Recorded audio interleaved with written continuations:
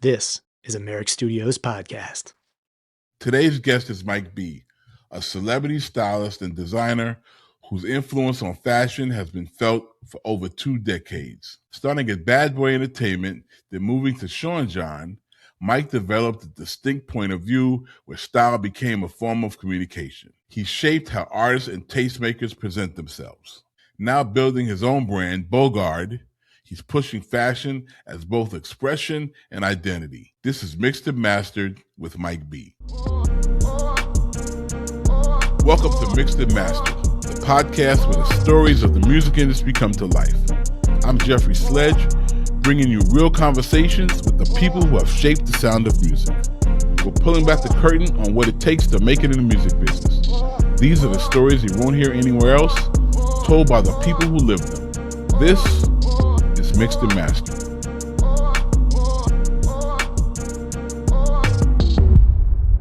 Mixed and Mastered podcast with my 914 brother, Mike B. How you feeling, man? I'm feeling blessed, man. You know, it's Fruitful Friday. Yeah. And, like I said, I'm feeling like God in the physical form, bro. That's a beautiful thing, man. That's a beautiful thing. Let's get started from the top. Mm-hmm. I did some research. Were you born in Greenburgh or were you born in Jamaica and moved to Greenburgh? I was actually born in New Rochelle. You were born in New Row. Okay. I was born in New Rochelle, and my parents brought me to Jamaica. And then we came back to the States because they wanted to have my brothers in the States. Got you. And then we all went back to JA. And then by the time we came back to the States is when we did a little bit more time in New Rochelle, but then after that we went from New Road to Greenburgh. And then the rest is history. Got you. What part of New Road were you all in? We're in Davenport. Where's that at? Davenport is like off of Main Street, but it's heading towards like where the fishing docks, the boat docks are. It's like down, you know what I mean? Before, like, I guess like you're heading towards the surf club or something like that. Yeah. Okay. So tell me about growing up in Greenburgh. I know a little bit, but tell me about it. Growing up in Greenburgh, I would say late 70s, early 80s till maybe mid 90s was a village. And it was in the beginning, it was hard being Jamaican descent. Back then, you definitely got teased and bullied a little bit. Between me and my brothers, we were the Cocoa Brothers, the Coconut Brothers. I was Mango Mike. Did you have an accent at that point? Did what? Did you have an accent at that point? Yeah, I guess we did. My brothers and I, but I think it was more based upon folks really found out either in our neighborhood because of my grandmother was always outside with us, or basically, my brothers and I, we were acting out in school a lot. So my parents would always come to school and everybody would hear the accent. But I think the accent mostly came out around, like when you're with family and thing, you know what I mean? So that's when the accent would really come out. Did you know any Morgans in White Plains? Was there a Stanley Morgan? I knew Stanley Morgan, but it's not them. I think Stanley Morgan might have been from Greenburgh, actually. Yeah, I knew a Paul Morgan, a Dave Morgan, a Steve Morgan. I don't know if you knew them. That sounds familiar, though. Yeah. Sounds familiar. Me and Paul are like besties and shit. Yeah. Wait, Paul. No, I might be thinking of the wrong Paul. I think the Paul I'm thinking about might be from Elsford. He didn't have the Honda Accord back in the day, did he? Nah. I thought you might know Steve because Steve played ball. He played for White Plains High School. He's a good athlete. I feel like I know Steve. He might have played Young Life. I think he played Young Life with us, actually. I believe you should. Yes. Yeah. What year did he graduate? He graduated with you? No, older. A younger rapper. Okay. He was probably 86, 85, 6. Oh, nah. He was definitely older than me because I didn't graduate till like 90. Oh no, he was older than you. Yeah. So yeah, but you know, we go on the Westchester rant all day. You know what I mean? yeah, nah, absolutely. Yeah. Now it was one thing I had Ian Burke on here a few weeks ago. He's from Mount Vernon. Mhm. I told him I can't wait to, because I was actually born in Mount Vernon, and then I moved to Okay. when I was like 6 or 7. And I keep telling him I hope to one day meet Denzel to talk to Mount Vernon talk. You know? Yeah. Yeah, I'm looking And forward to that. Denzel he's still Vernon. He's still Absolutely. got that Vernon. You Absolutely. know what I mean? And you can see it in his acting as well, too. All You know day. what I mean? All day. He's Mount Yeah. Vernon all day, you know? Yeah, So I want to ask, absolutely. what were your early like fashion influences? Where did your love for fashion come from? I know it usually comes from family and church or whatever, but what was your thing? Mine actually came from family and church. My mom's and my pops came to the States in like 67. Gotcha. My mother's first landing was in Harlem, I think it was 142nd between like Amsterdam and Broadway. Gotcha. And so my brothers and I and my sister, we grew up going to church on 148th between Amsterdam and Broadway. And then during church, I got my cousins from Queens, I know that. Bronx, Brooklyn. Know Yeah, that. that was Manhattan Holy Tabernacle. And then I know sometimes we held church at First Corinthians on 116th Yep. and 7th. Yep. So growing up in these times, you know, it was a blessed thing because the majority of my family and friends and loved ones at church, their parents all grew up with my parents in Jamaica. So we were instant fam Yep. as we were growing up. Those are your cousins. Right, exactly. So cousins and god brothers. So it's Mhm. like as we grew older, I started learning different styles by the boroughs because my cousins and my fam were from the different boroughs.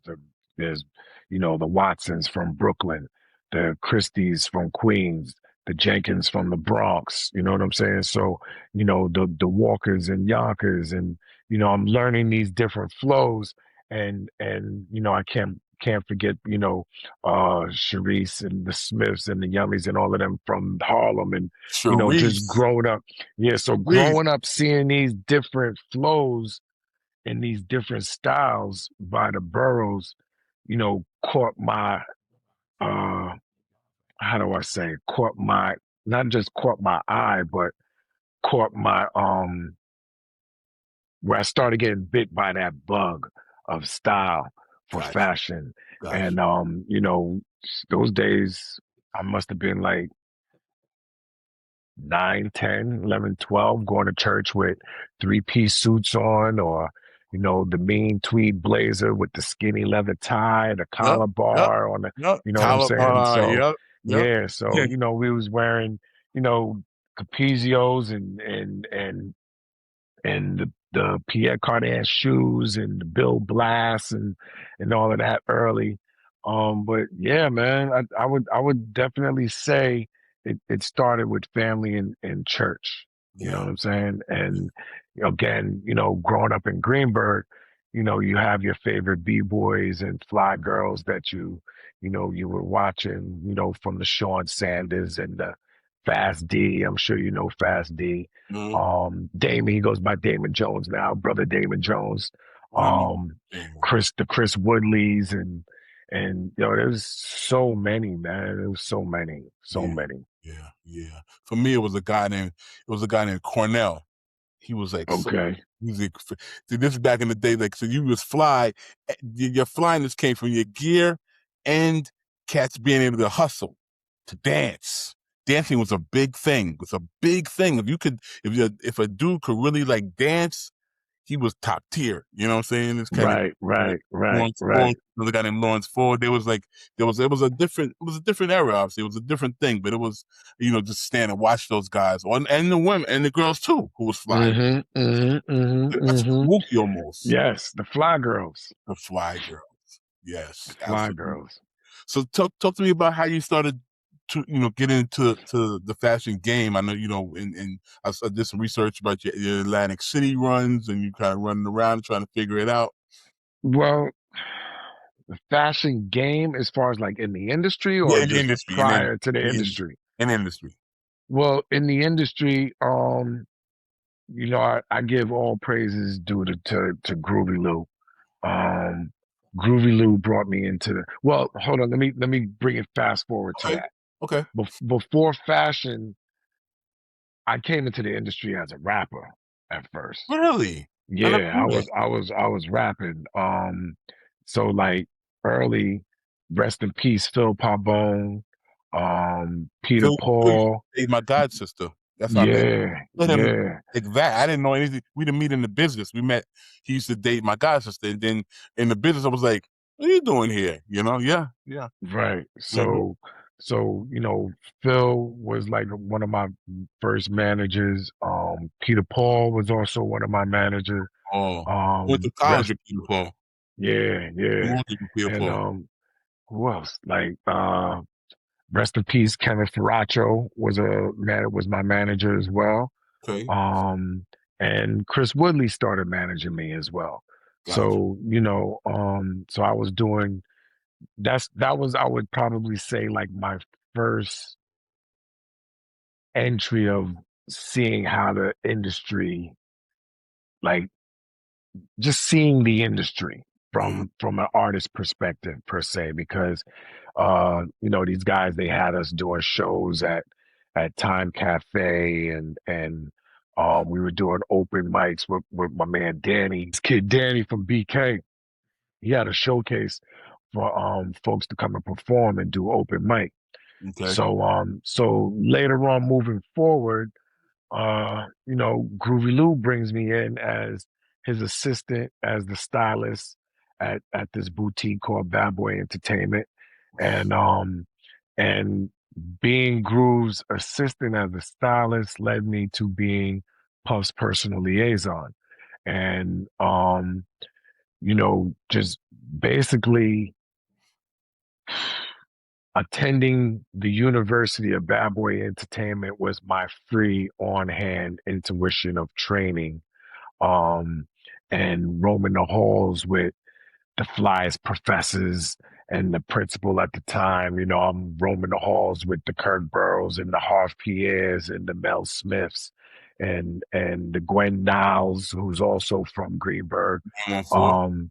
Yeah, absolutely. So, seeing that flow of the industry and not really knowing that being a stylist was actually like a career move. Mm-hmm. Um, Groovy showed me that, and I learned that from the first ground floor. You know what I mean? And doing personal shopping for all these classic, legendary videos from the Big Papas and Get Money with Junior Mafia, and at this Hold time. on, 'cause I want to get it. I want to get into that more specifically. But so hold your thoughts on that part. So so you start with Groovy. You're moving around. How did you become Puff's liaison? I gotta hear that story. Cause was this y'all still down on 19th Street, or We hey, were on 19th Street, 8-10 19th that Street. office was wow. Yeah, yeah, yeah, yeah. So what's crazy is so I when I came to Bad Boy, I was just actually coming home from Valhalla. God, So I just finished doing a bit of Valhalla. That's actually where I met Jay Black, right? I he met was Jay Black. there Yeah, with you. Black was locked up. God, I met Black on the second floor library in Valhalla. wow. So, God just aligns certain things in your path, because prior to that, I was already hanging out with Groove, you know, from the fashion and the dancing and style of things. And we would just bump into each other, my crew and his crew bump into each other in the different club scenes Right. and flows. And how I became Puff's liaison was because at the same time, I was Lyote Blacknore's intern. Okay. Lyote at the time was Puff's executive assistant. I remember that. Yep. So being Lyote's intern and Groove's assistant put me in the line of fire of being right there with Puff. So what happened was, when I came to Bad Boy, I was doing UPS, I was doing sanitation in Greenburgh, but the more I started getting deeper into the industry, I kind of like started falling off because at the same time I was kind of doing my 1-2 thing still, like, moving around in the streets. Yeah. But I started to realize that this industry thing could really be something for me, right? Because I had already got bitten by the bug for being a rapper and moving around with Pop Bone and Peter Paul and all of that. Gotcha. And I can't forget, shout out to John Hoffman too. John was like our first producer. Okay. And so as I'm kind of like falling off, I got a hustle up. I was selling cell phones to execs or whatever throughout the industry. And I was burners. I had burners. Yeah, burner And phone. I had introduced, a credit card friend to the cell phone guy. Yeah. And that built the marriage. And, there was a time where Puff was getting like 4 phones off of me every week. So that's how I was really like eating at one point. So I told Groove, I was like, yo, Groove, do me a favor, tell your man, I want to get next to him and, hold him down and help him with his day to day. And, Groove gave him the word, but I told Groove, I said, yo, if we make this happen, just tell Puff I'll give him like 4 or 5 phones a week for free because they were burners. So they weren't lasting long anyway. Yeah. So I'm not going to say that got me to be his liaison, but Gwen Niles, it put me in front of him because Gwen Niles was from the fam, from up in Greenburgh, and Gwen actually helped me. At this time, I might have been at Bad Boy for like maybe like a year, my first year at Bad Boy, and Gwen helped me put together this exaggerated discography or resume to present to Homeboy. So you living up in Scottsdale at the time? I was in Parkway Gardens. I was on the hill, and then at the time, no, Puff. This was by then. This was after Scarsdale. We're on 19th Street now. Okay. So yeah. So what had happened was Lyote,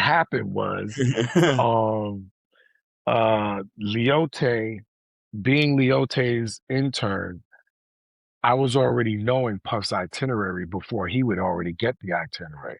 So it was one day, Lyote knew what I wanted to do in being his liaison. She actually seconded the emotion.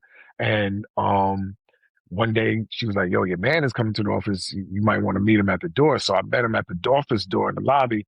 And I was like, I kind of lied. I didn't have anything to present, but I was like, yo, Puff, I know you're going out of town, but I got this resume I would like to present to you. He was like, all right, cool. Get it to me on Friday.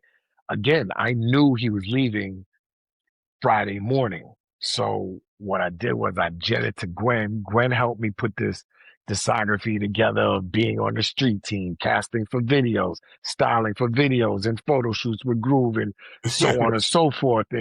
And I was able to get it to Puff on a Thursday, the day before he was leaving. And, next thing you know, he was like, yo, ride with me to my next appointment. And that was part of my interview. Pretty much while he's at a meeting, I'm babysitting Justin.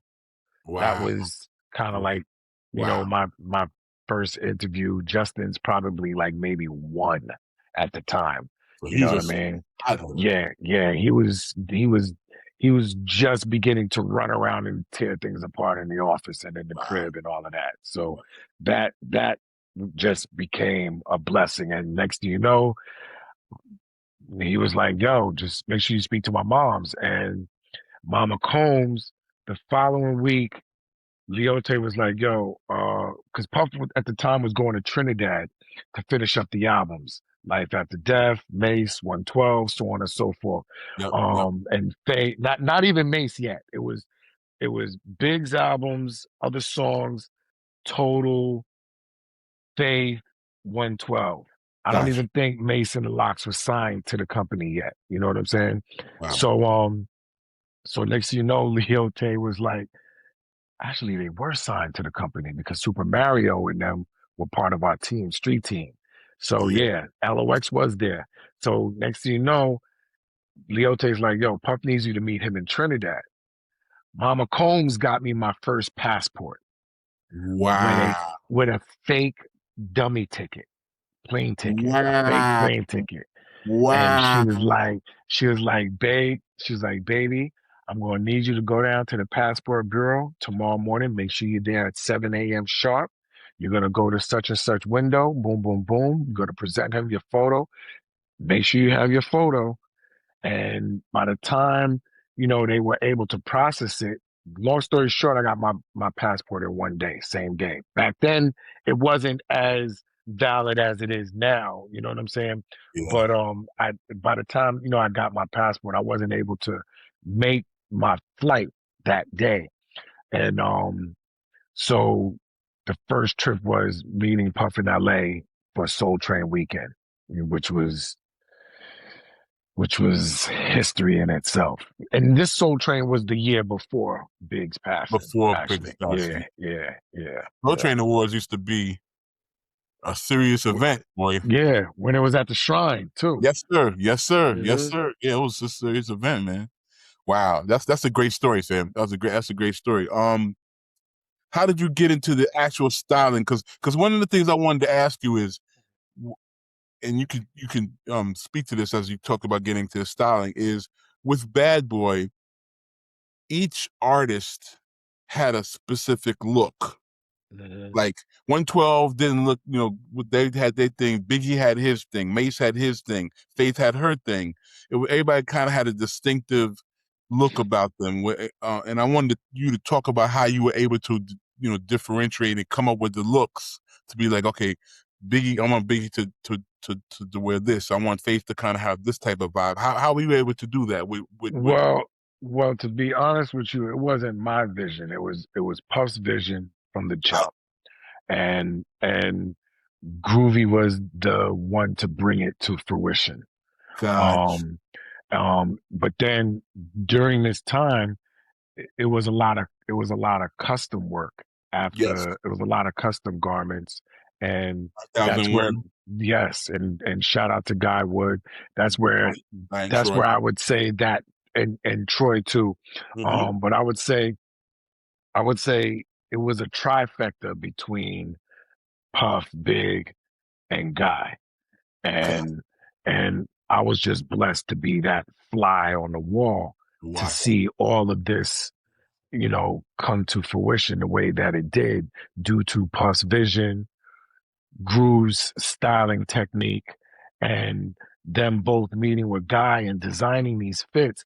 Because like you said, each artist didn't just have their own look. Each artist, just as a person and an individual, you have your own characteristic anyway on just how you move, whether it's from your style, your way you perform, or your swag, or whatever the case may be.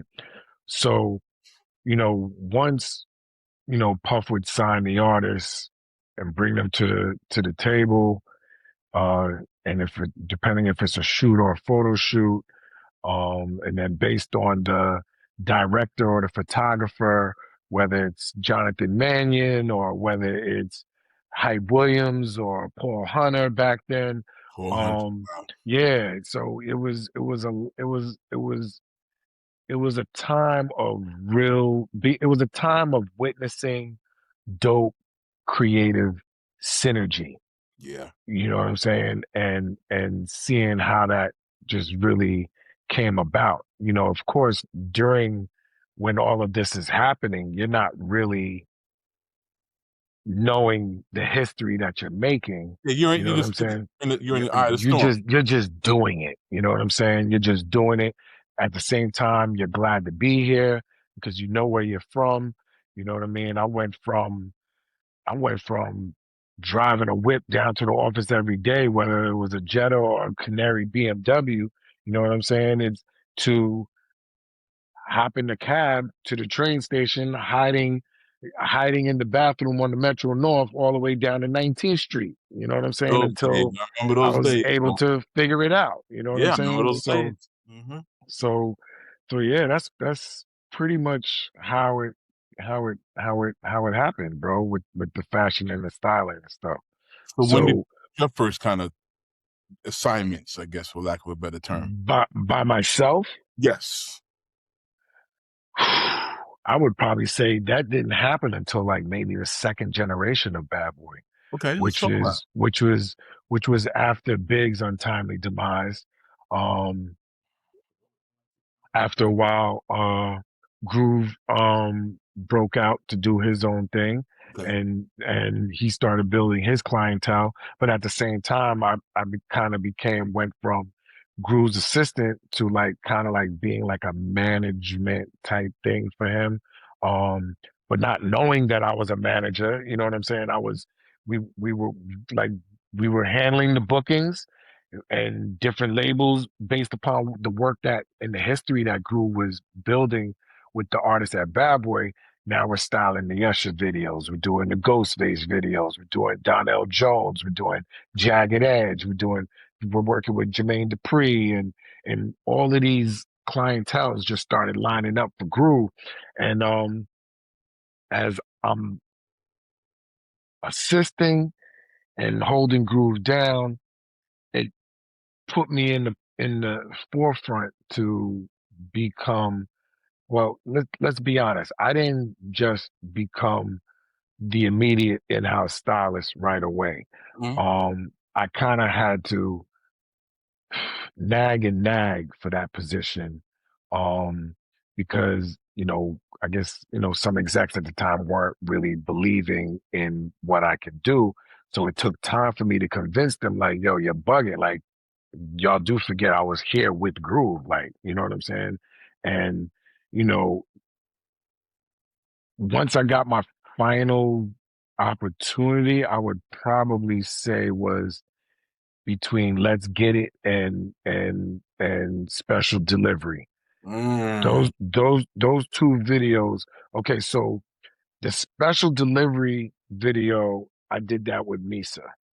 Yes. Um, I actually styled the video, and Misa brought in the Fendi garments with Dapper Dan, which was a collab with Dapper Dan early. I did This not is realize that was Dan. Yeah, so this was probably those Fendi coats in Special Delivery and Special Delivery Remix was probably Dap's first reappearance of his product and his work after he went underground with his flow in the past. And he was still underground, but Nisa made that happen with Dap. And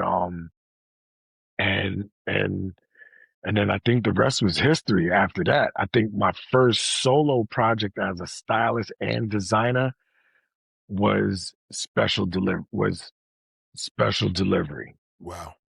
Because the Fendi outfits were Let's Get It, not Guilty because I'm filthy. Yeah. That video was actually shot in the snowstorm, during the snowstorm, the day before going to court and caught the not guilty verdict. Wow. So during this snowstorm, I remember clearly running around New York City looking for light blue gators. You know what I'm saying? And that was crazy. And that itself right there was a story. You know what I'm saying? Where'd you find them?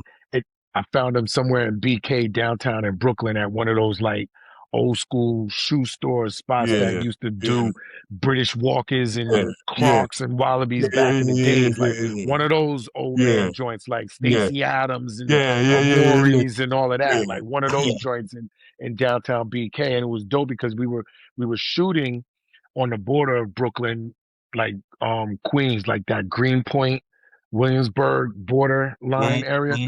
So it made it easy for the production guy. And I remember I forgot the production guy's name that actually grabbed the van and we went on the hunt that day. But boom, moving forward, my next flow for Dolo was Special Delivery. Dope. And Special Delivery was dope because not only did I style the video, I actually designed each and every outfit, every leather fit, Really? and yeah, every fit that they wore in that video. I designed every piece by hand with Guy, and the artwork that says "Bad Boy" that looked like FedEx. I actually designed that artwork as well too Wow. with Chris, man, I forgot Chris's last name. But Chris at the time was the art director at Chris Stern? Chris Stern. That's crazy. Chris Chris Stern. Yo, Stern, remember shout Chris out, Stern? big shout out to Chris Yeah, good Stern. dude, good dude, good dude. Yes, absolutely. Chris was like the art director at Bad Boy at the time. And and he actually gave me an opportunity where, you know, we used to do these brainstorms in the office like late at night, like 11, 12, 1 o'clock in the morning at night, you know, and I think this night we were in Mad X's office at this time. Wow. And you know, I walked in with this attitude and I was like, yo, like reading the treatment, I don't understand why there's not a delivery van because y'all just talking about Black Rob riding around in the hood making these deliveries. And I'm like, why y'all don't have like a delivery truck that says Bad Boy on it with the FedEx logo on it? Like it says Bad Boy, But you with the know, font, the FedEx font. I did it with the FedEx font Mm-hmm. exactly with the font, and it was like, yo, that's crazy. And I was like, yeah, that's Yeah. crazy. Like, why don't we do that? You know what I'm saying? Awesome. So from that idea, Chris Stern was actually the one that made that artwork come to life. You Wow. know, from just that little piece of an idea. Wow. So yeah, I did the artwork, the Lot. styling, and Lot. the designing. You know what I'm saying? Quick. That was a great fucking video too. That video was amazing. Absolutely. That's legendary. That's Yeah. legendary. Yeah. Legendary. I And then again, had a meeting with oh my gosh, what is her name? She was a little girl, then she's grown now. The little girl that was doing the Harlem shaking the video. oh yes. The She's a Harlem girl. yeah. She's all grown up now. Yeah, she's grown now. She's like one of the illest right now. I forgot her name. Yeah. But she is ill in the light feet world right now. Yes. You know, Yes. where Harlem Shaking has Yes. gone to the Yes. next level. But Yes. shout out to Malika. Malika from Malika, Harlem. Yes. that's how I met Malika. Yes. Malika brought the Shakers to life, you know, Yeah. and that's what introduced me to Jeremy, and JoJo. Rest in peace to White Germ. But yeah, man, you know Yeah. what I mean? But Wow. yeah. And I was also later on down the line I started managing the Harlem Shakers. Oh wow. Jeremy and JoJo, and that led to them being in I forgot what movie they did. I think it was the movie that Andre Harrell produced, and they shot it in Canada. The one with Jessica Alba. Yes, with Jessica Alba. Oh well, I'm blanking. My man O'Neal did that. What is the name of that? Yes, O'Neal was also O'Neal did the wardrobe. I think O'Neal did the Yes, he did. styling and He stuff. did. I'm get on the name. It'll come. Bring It On? Was it Bring It? It wasn't No, Bring it It wasn't On. Bring It On. It was golly. It wasn't Last Dance. No. Was it? It's gonna come to me. I feel like that movie was like one of the first dance movies. It was. Like you know, that for that pop culture, we'll say. You know what I'm saying? Because of course you had Beat Street, you had Break In, you know what I'm saying? But I think I forgot that name because I see you Googling it right now. Yeah, I'm Googling it because it's gonna irk me if I don't remember. Yes, exactly. Honey. But Honey.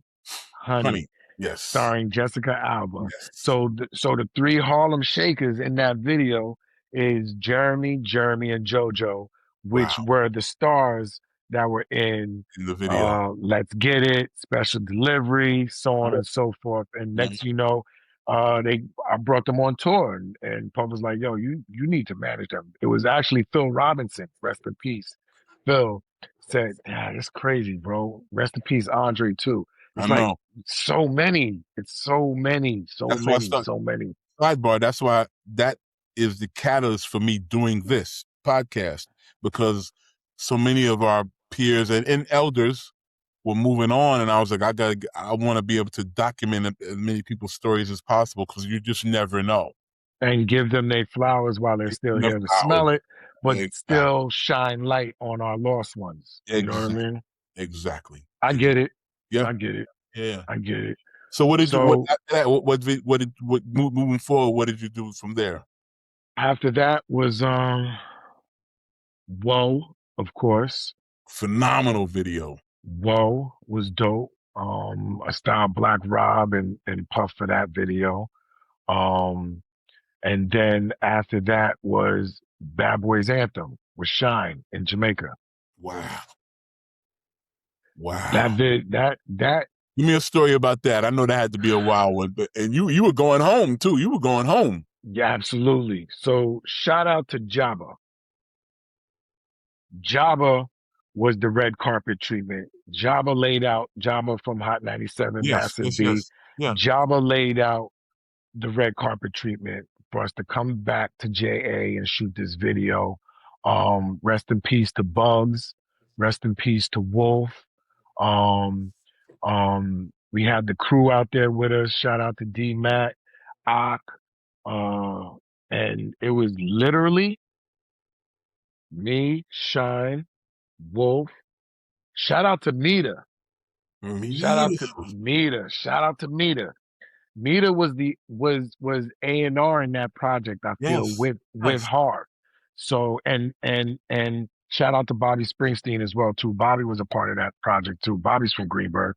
But on this trip was me, Harv, Bugs, Wolf, D-Mac, Mita, and Sean Poe, and Barrington Levy, and Jabba. It might have been like 10 of us on this joint just holding each other down. And when I tell you we dead smack in the gully of Kingston. And shooting right outside the GP prison and just being out there with the people, like, you know what I'm saying, and general population with the fam and in town and in the hoods, and bruh, it was nothing that I could really fully explain, because it was of course in the moment. There wasn't any social media. Anything that was going on in the industry during these times prior to social media was just super dopeness, because you were in the moment. You weren't fidgeting with your phone, trying to fix your phone and then try and catch the moment. And you know what I'm saying? It was like, yo, we in this. You know what I'm saying? We're doing this right now, and yo, that video was just so ill. I remember putting Shine in the classic white tee, crunchy Coogee jeans, and the North Carolina Jordan. I want to say, I don't think they were the 11s. It was the Prada style Jordan, the one that came with the red stripe in the back, like the Prada shoes back in the day. I forgot what number. Yeah, I forgot what Jordan that was, and then put them in the Jordan jersey and the Nets jersey, and yo, bro, like that was also during a jersey wave too, but it made it even ill because of course Jamaica weather is Jamaica weather. So coming through in the basketball jerseys, you know what I'm saying? Bro, that was legendary. Was legendary. Had to be, man. Yeah. That's amazing. And then I would probably say my next styling thing for me, the next big thing for me was styling Shine every day that he went to court during this flow. And you don't want to put the Mets I was putting him in all different fitteds every single day that we were going to court to go with the suit, the tie, and the pocket square and everything. I did not know I did not know that was. Yeah, but it was Shine's idea to want to do a fitted because he still wanted to keep it street gully. You know what I'm saying? And during this time, that's what it was. It was before the snapback. It Mm-hmm. was Mm-hmm. fitteds. It's You know what I'm fitted. saying? Mm-hmm. Mm-hmm. So doing a different team fitted, different sport fitted every day was super dope because then now it started bringing awareness to Major League. So we were doing branding at the same time, not really knowing we were doing branding, already having connects with the NFL and the NBA and Major League and NHL. You know, I was still young, so my mind wasn't really at the point of where I'm knowing and getting branding and marketing to make sense, the cross branding of marketing to make sense in to the effect of how Run DMC put Adidas on the forefront, how LL Cool J put the Bell Terry Cloth Kango to the forefront. So, but then after a while, when Bad Boy is wearing all these jerseys and we're flipping all these fitteds with shine and stuff, NHL started reaching out to us, MLB, NBA, NFL, and we just started doing branding and collaborations with these brands. But really, what got us over the top during that jersey era, huge, huge, huge shout out to Big Ruben Harley from Philly. Rube at the time was the marketing and branding director at Mitchell and Ness, Uh, and uh, and that right there put um I'm not gonna say it put the Jersey game because let's be honest, before the actual Jersey era, you already had Andre 3000 from Outkast already rocking the Atlanta Braves jerseys. You already had young early Nas doing the Mets jerseys.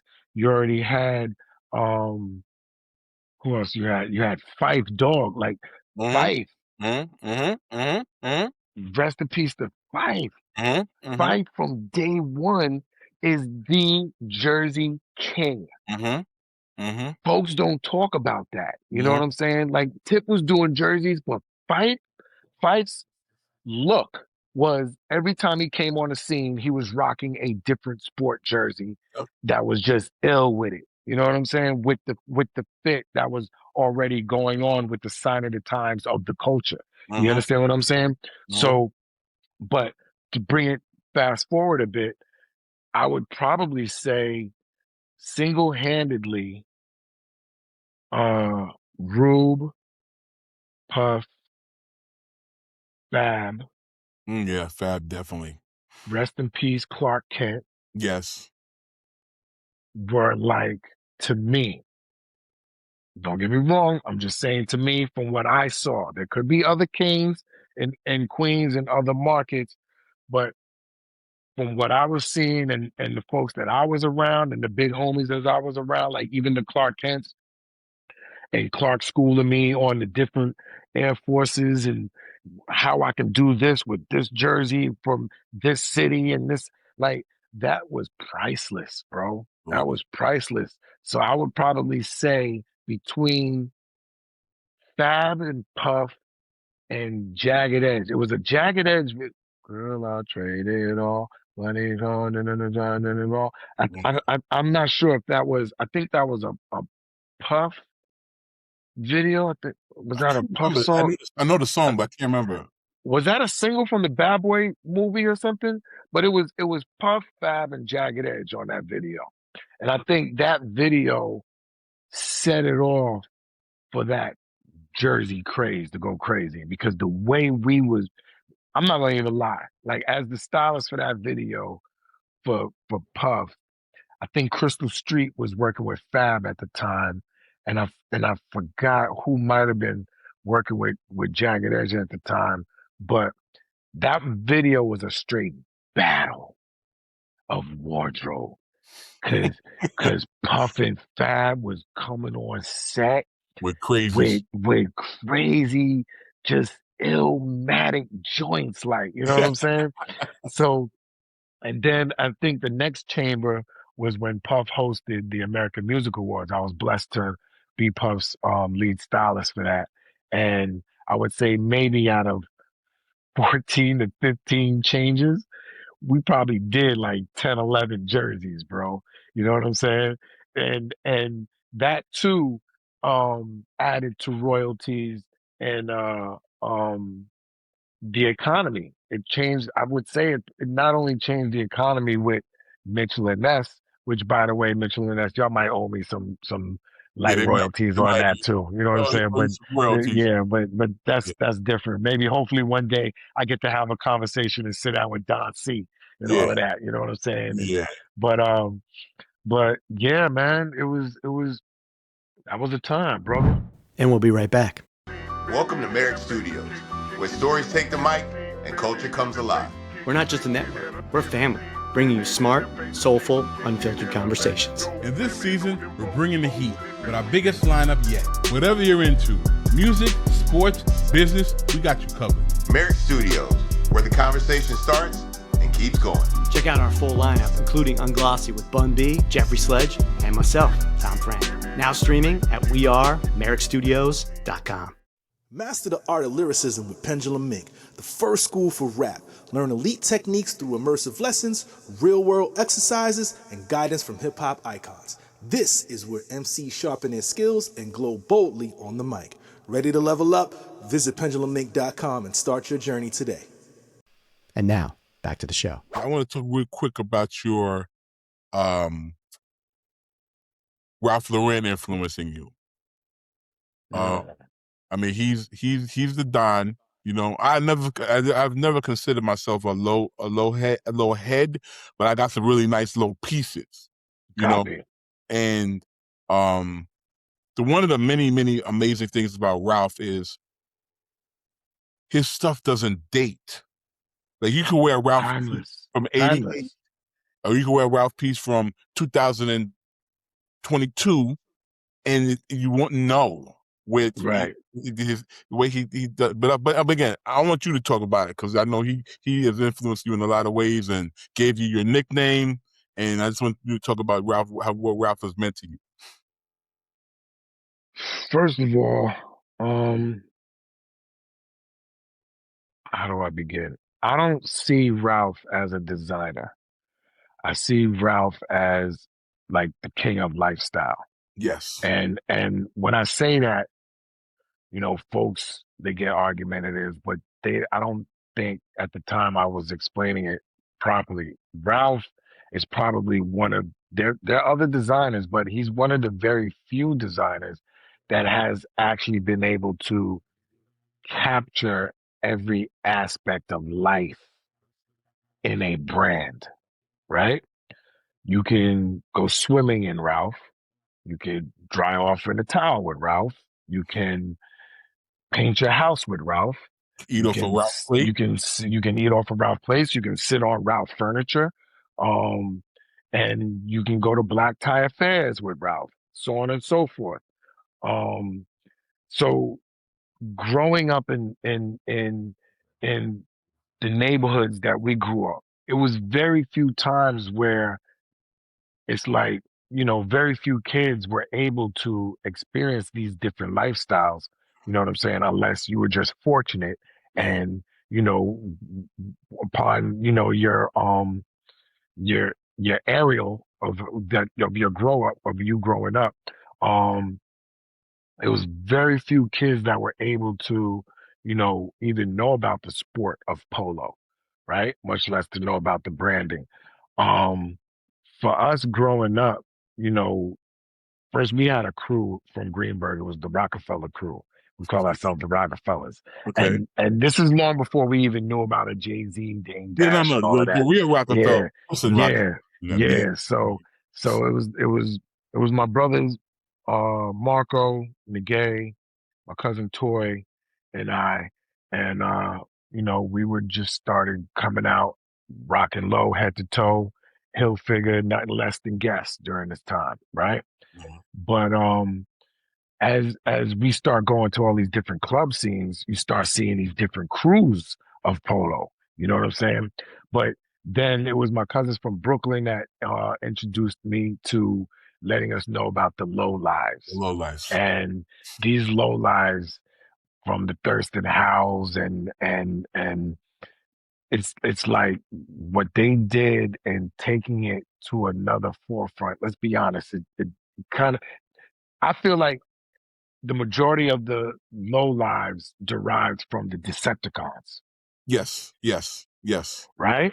Offshoot. So, Of that. so you going to BK, whether you was going to Empire Skate or Albee Square Mall and so on and so forth, you were basically getting robbed by the Decepticons, right? Or you either caught beef or whatever the case may be. But then the Decept started turning into low lives. And now these low lives are going to any boutique and they're just straight vicking. Speaking of vicking, for those that listening, vicking was another terminology of boosting, as y'all may say today, or smash and grab today. Right. So Vicking is short for making somebody a victim. absolutely. Say it again, Jeff. Say it For again. ones who don't know, And shout out to Vic Lowe as well too. You know what I'm saying? So the low lives started going to all these different stores, different markets, and was basically boosting and just snatching everything and running out of the store, come back to the hood, and just turn it into something. Destroy.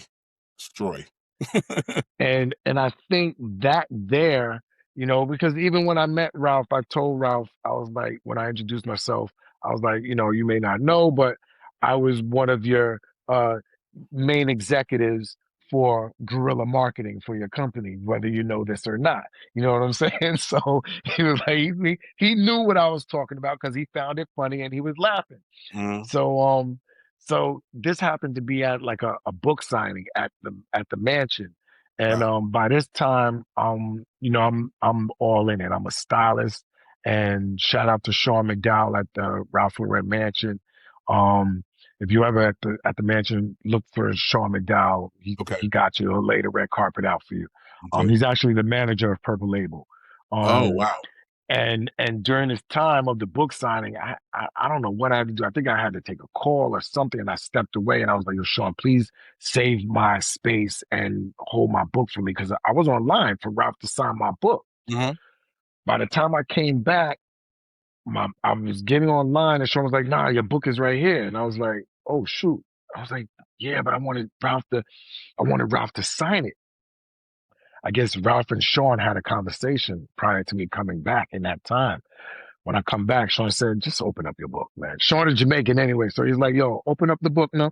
And I was like, "All right." So I opened up the book and it said, "To Mike B, the Prince of Fashion." Was that book? Where's the book at?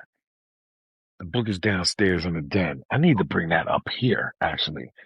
I can show y'all. I'll send y'all a picture of Ralph's autograph in the book. Okay. To Mike B, the Prince of Fashion, Ralph Lauren. Fine. Wow. So, and I was looking at him, was like, Ralph was like, yeah. And then he pointed to Sean, he was like, and I was like, oh, okay. Wow. That's so amazing. I felt knighted. Yeah, you felt blessed. Yeah. You know what I'm saying? That's what because at the same time, him being the king of lifestyle, and to me, I feel like Groove is like king of fashion or one of the kings of fashion when it comes to our culture, because I didn't know anything about styling when it came to until it came to Groovy Lou, right? Hands down. But me, that being a humbling moment and being called a prince, being named a prince of this thing. You understand what I'm saying? To where today, don't get me wrong, yes, I know I am a king. You understand what I'm saying? But I still walk as a prince. Gotcha. When necessary, because at the end of the day, it also keeps me humble and it keeps me looking at the glass ceiling. You understand what I'm saying? And that there is just a humbling moment, because like I feel like Ralph's garments, it gave this imaginary vision for the average local kid in the hood, you know what I'm saying, to wear some of these garments, because I mean, how many of us was playing the sport of polo, right? Nobody. Other than, some kids that I grew up with being blessed in Westchester, I got friends still to this day that was playing tennis. You understand what I'm saying? And still tennis to this day. Mm-hmm. But again, it goes back to like the early times of the b-boyness when we used to come outside with the ski hats and they had the ski men on the hats and the graffiti artists started wearing the goggles. You understand what I'm saying? Mm-hmm. And it became a fashion lifestyle, but folks probably don't know that the goggles originally probably started because when they spray painting and it was windy outside, it kept the paint from being splattered into their face. So it was a protection, but like kids is still wearing like Oakley goggles and Smith Absolutely. goggles. You know what I'm saying? So Absolutely. it wasn't like some rinky dink joint from like what was the store back then before Lowe's? It was Pergament. Pergament.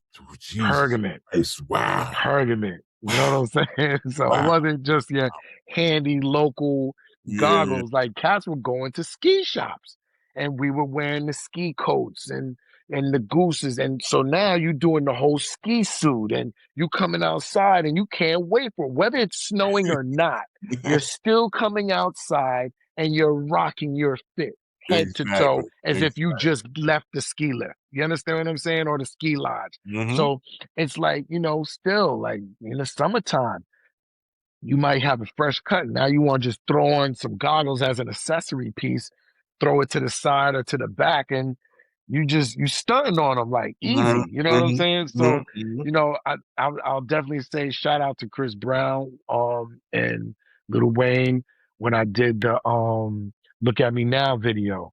That video, the styling of that video was based on ladies in early 80s and early 90s era. Wow. So, if you ever get a chance, that's why you see Chris I had him do the homage to Spike Lee and at the same time Spike Lee / Jackie Robinson with the jersey, then the Spike Lee glasses and the flip up Brooklyn cycling cap. Brooklyn You know hat. what I'm saying? Mm-hmm. So I didn't know you started that video. I never knew you started that video. Yeah. That was probably one of my most fun videos. Yeah. Like being on that set right there was super dope. And watching Buster, Wayne, and Chris that was to me another battle in fashion, in garments, you know what I'm saying? Going back to back. Like, so yeah. That was dope. Wow. I want to talk about and to add, it's crazy because I probably wouldn't have had the knowledge. This is why I feel so blessed growing up in the era that I grew up in, because doing that video made me reminisce on the lifestyle that I was experiencing growing up.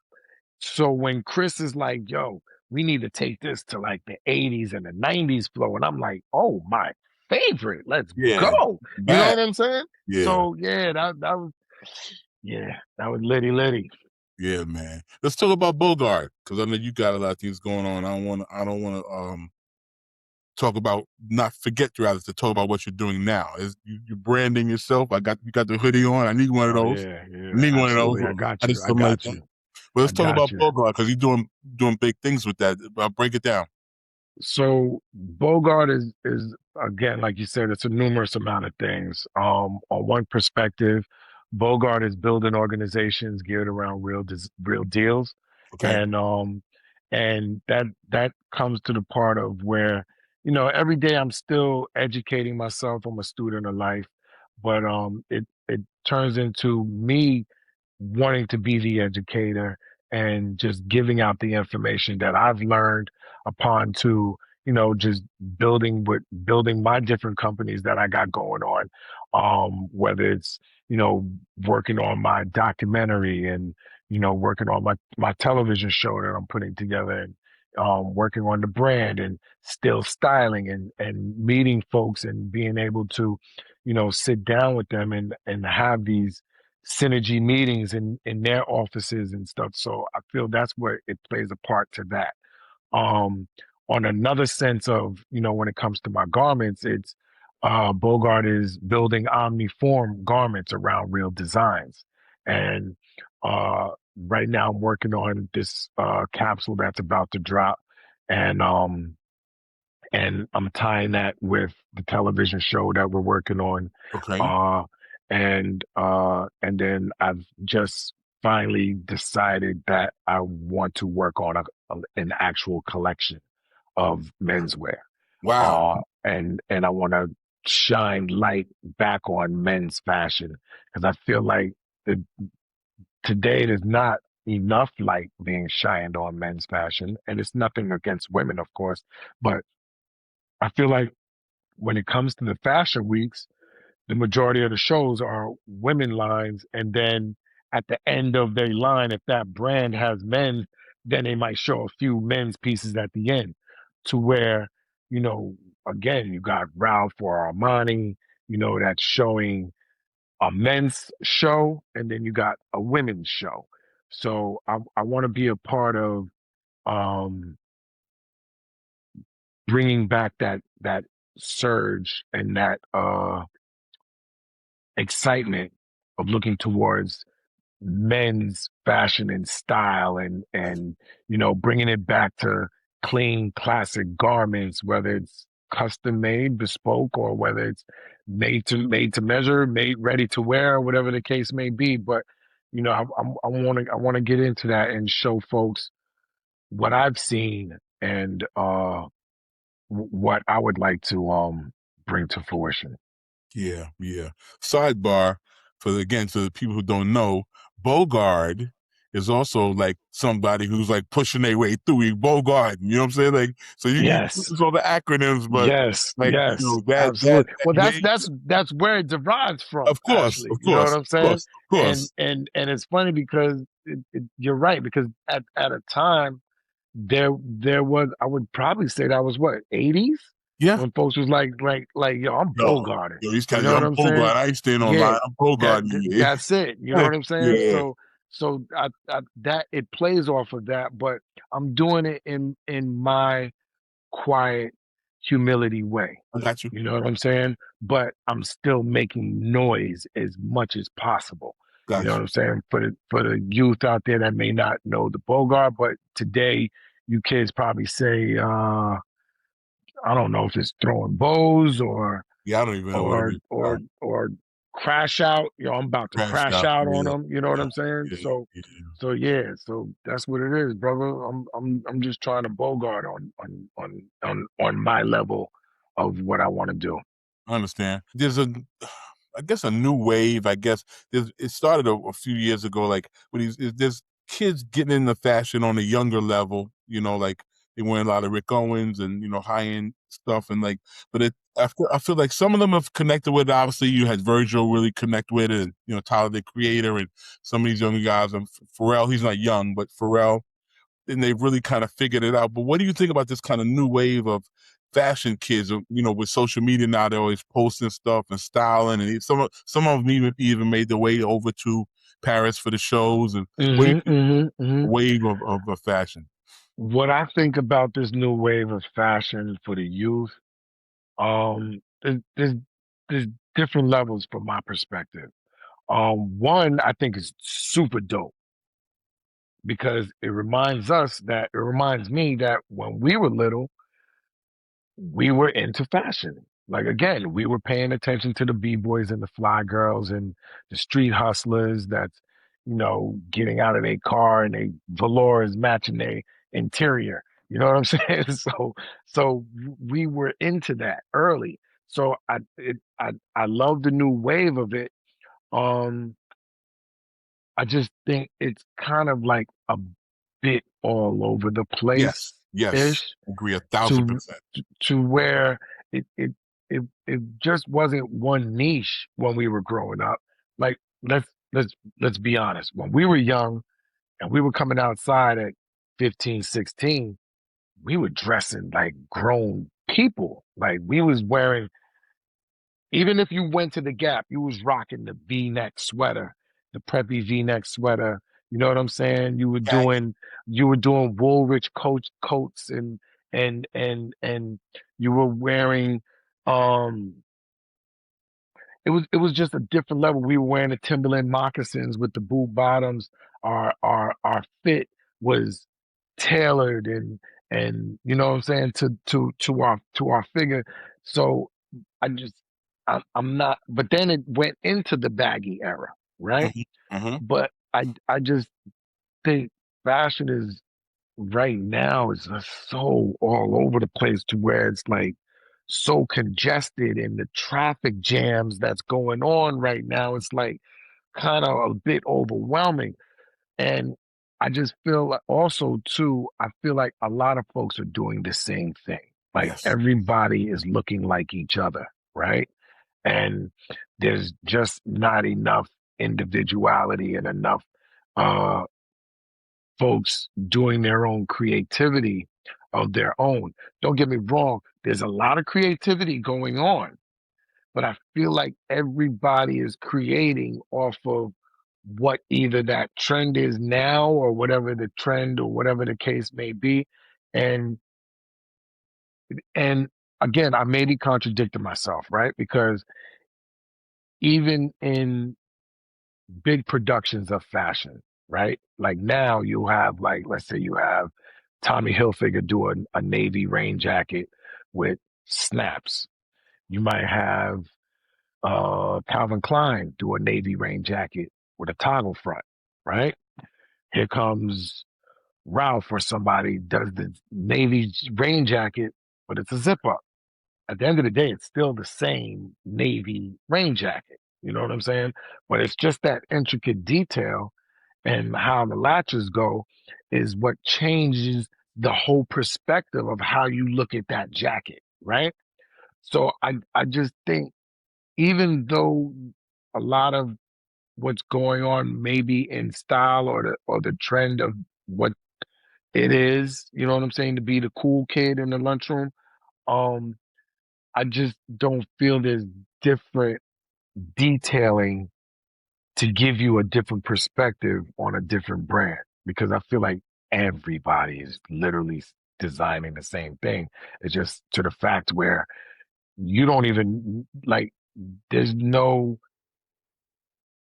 identity of a brand because you can't. There was a time where you go to one designer because you knew what they had. Like Aniche had the velour sweatsuits. Before the Sean John velours, there was the Aniche velours. Mm-hmm. Why was Aniche velours so beautiful and luxurious? Because they were also being produced and backed by Feli. You know what I'm saying? So that's this, yeah. So that was the same factory, and the folks that were producing Feli and backing Feli were the same folks that were backing and producing Aniche velours. You understand what I'm saying?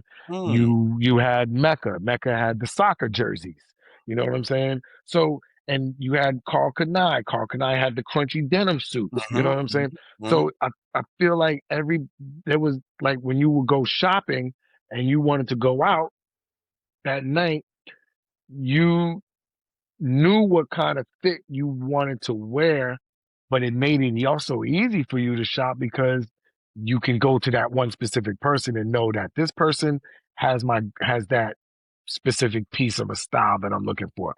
Now everybody, like, I can't tell if it's, I don't want to call them names, but I can't tell. You know what I'm saying? We'll just say I can't tell if it's bang biddy young biddy bang bang to looking at jang jang jang jang jang. You know what I'm saying? And I'm like, yo, like, come on. You know what I mean? So that's why I am super proud that I can actually come outside in a bogey head to toe. You know what I'm saying? Whether it's from the Scully to a dad cap to a bucket to a hoodie or crew neck sweater, a boucle interlock Chanel fabric sweatsuit. You know what I'm saying? So it's like, and then I know when I walk into that room, I have no worries of thinking that somebody is going to come into this room wearing something that I got on or even look like what I'm doing right now. You know what I'm saying? So that's what I take pride in,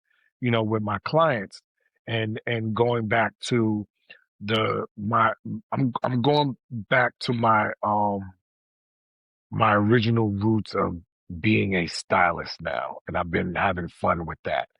Um, Styling Ludacris for the iHeart Awards and putting him in like 4 different looks. For he's the host. He did red carpet. He's the host of the show. He did a performance.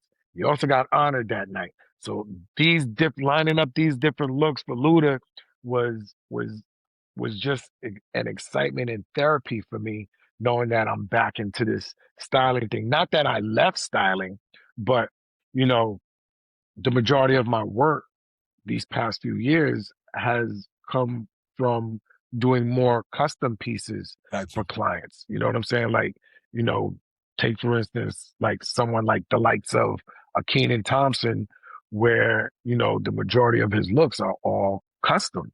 You know what I mean? Because it's very rare. It's like Big. Big wasn't, they didn't have any big and tall Yeah, Versace and he came all of that back then. So after. nah. So, you know, being blessed to be able to be in the store with Groove while Puff and Johnny, rest in peace, is walking around Versace and picking out pieces, but then Groove and BI, they picking out and stashing their pieces, and then we go to Guy and we like, yo, Guy, this is what we need. We need Like this this. fabric with these trims, and you know what I'm saying? Like, so that's how you have that famous photo of Big at the Hot 97 fashion show at the Palladium. I think it's a photo Lenny S might have caught. It's on the back of one of Jay's albums. I forgot which album it is, but it's on one of his early albums where Big is on stage with the salmon Versace print shirt Remember that style, picture? with the salmon linen solid colored dress slacks on and salmon gaiters. Like, you know what I'm saying? So it's like, you know, again, it goes back to individuality. You know what Yeah. I'm saying? And I just feel like there's not enough of that. And I feel like the world would be in kind of such a better place with fashion if everybody would just go back to, you know, learning their original DNA of their brand and just go back to that. You know what I'm saying? So Yeah. that's why I can't wait to really show my collection and you know, really, you know, let these folks know that, you know, I've been having something to say. You know what Yeah. I'm saying? And No, give I my can't wait to contribution see to it. this thing. I can't wait. Yeah. I can't wait to see it, man. Appreciate that. Always wrap up with these, three quick questions. So here we go. Give me your three. I already know one, but give me your 3 favorite designers. 3 favorite? Yeah. Well, we already know Ralph is not a designer, but he's a Yeah, but yeah. lifestylist. But I put him in also. I'll say Ralph. Yoji Yamamoto. Ooh. Yes, I'm a huge Yogi's fan. Yoji Yamamoto. Margiela. Wow. Mason Margiela. Maybe Dries Van Norton. Okay. Those are my 3 right now. Okay. Mm-hmm. Give me 3 favorite.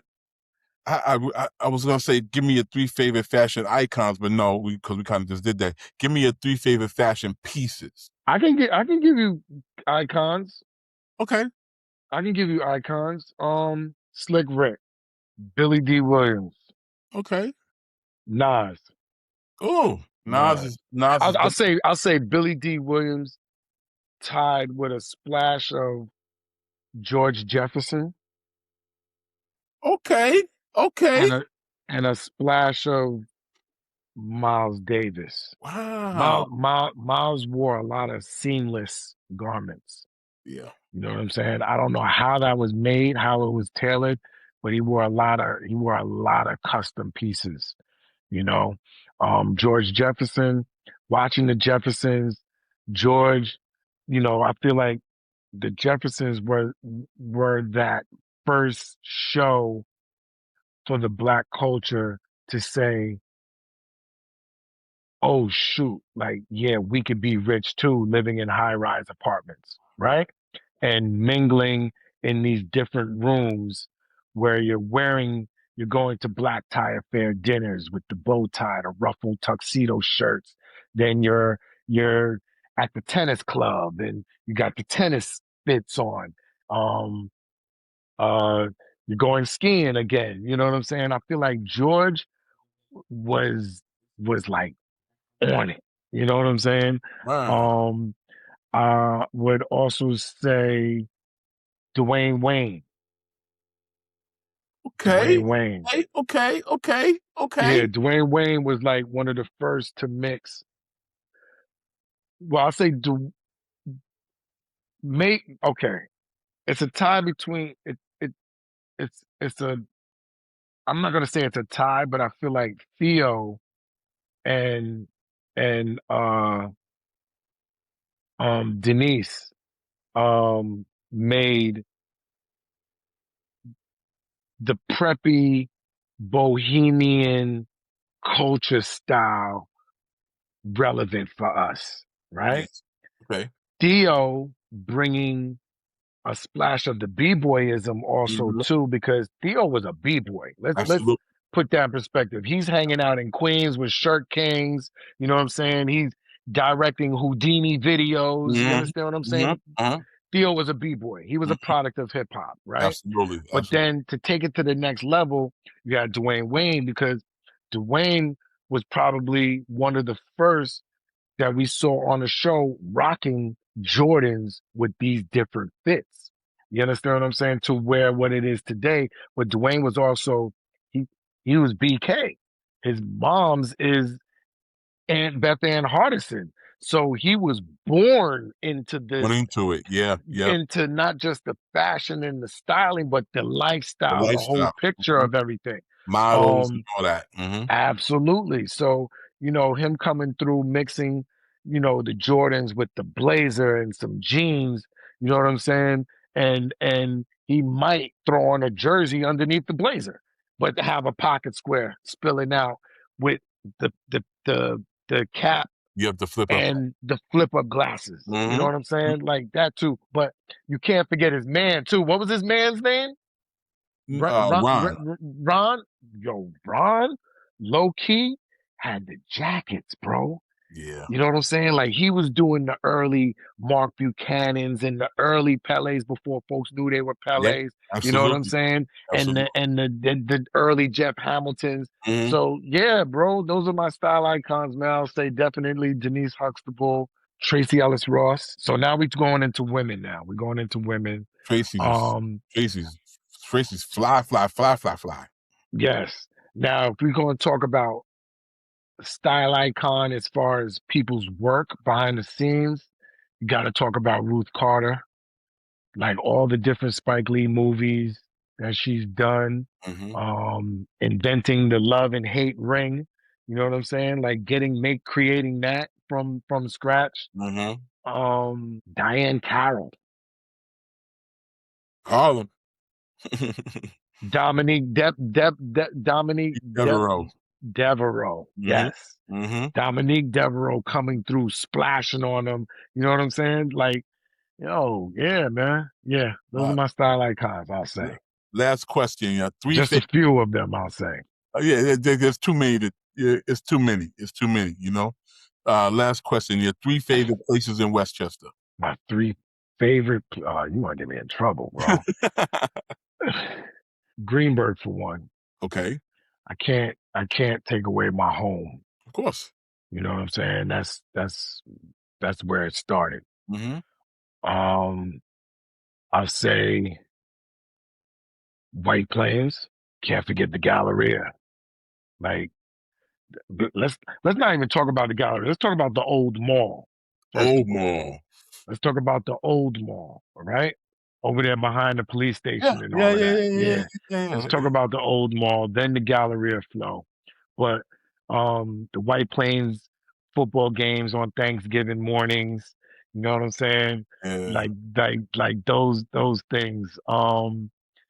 What else? Slater Center parties, you know Wow. what I mean? Wow. But grand house parties. Yeah. Yeah. So definitely White Plains. From a historical point, I would definitely have to say Mount Vernon. Ah. Mount Vernon is special in its own sense because out of all the townships in Westchester, Mount Vernon is probably the last township that is majority black still, or Yes. of color. Mm-hmm. You understand what I'm saying? Mm-hmm. So, and then you think about the richness that's come from Mount Vernon, from Denzel, Dick Clark, Hev, Puff. Puff, Deep Rock. P Rock, CL Smooth, Stephanie Mills. You know what I'm saying? Malcolm X and Nina Simone, pretty much next door neighbors in Mount Vernon. Like, you know what I'm saying? Felicia Rashad. You know what I'm saying? Spending time in Mount Vernon. So, so that there, you know what I'm saying, is a richness of being able to go shopping on 4th or 3rd, and you know, you going to get your kicks on from Chambers, and you know what I'm saying, or you might catch something at Shabazz, and you know what I'm saying. So catching the Mount Vernon games at Memorial Field back in the day, or even a Mount Vernon North Shell basketball game at the high school, like those were legendary moments. You know what I'm saying? So yeah, I would definitely say Greenburgh, White Plains, Mount Vernon. Okay. Mount Vernon. Yeah. I enjoyed this, bro. Me too, King. Me too. This is dope. We could have went 3 hours. Yeah. There's so much history, you know? Yeah. You can catch Mixed and Mastered on Apple Podcasts, Spotify, iHeart, or wherever you get your podcasts. Hit that follow button, leave a review, and tell a friend. I'm your host, Jeffrey Sledge. Mixed and Mastered is produced and distributed by Merrick Studios.